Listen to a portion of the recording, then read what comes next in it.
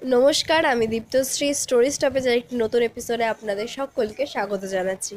আমার শরীর খারাপ থাকায় অনেক দিন আমি ভিডিও দিতে পারিনি, তার জন্য সো সরি।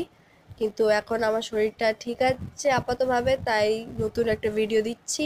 আজকে আমি আপনাদের দেহান্তর গল্পেরই তৃতীয় পর্ব পড়ে শোনাবো। আশা করি অন্যান্য গল্পগুলির মতো এই গল্পটিও আপনাদের ভালো লাগবে। দেহান্তর গল্পের প্রথম এবং দ্বিতীয় পর্বের লিঙ্ক আমি আমার ডেসক্রিপশনে দিয়ে দেবো, সেখান থেকে আপনারা দেখে নিতে পারেন। তাহলে শুরু করা যাক আজকের পর্ব। আহারে আসার পর 2 সপ্তাহ কেটে গেল। দিব্যি আরামে আছি, ওজন বেড়েই যাচ্ছে। মনে চিন্তা নেই, গায়ে ঘাম নেই, বিছানায় ছাড় পোকা নেই। খাওয়া, ঘুমানো আর ঘুরে বেড়ানো, এই 3 কাজে দিবারাত্রি কোথা দিয়ে কেটে যায় বুঝতে পারি না।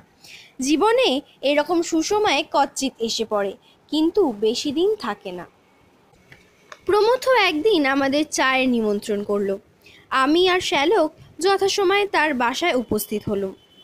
আর কেউ নিমন্ত্রিত হয়নি জানতুম, কিন্তু গিয়ে দেখি একটি তরুণী রয়েছেন।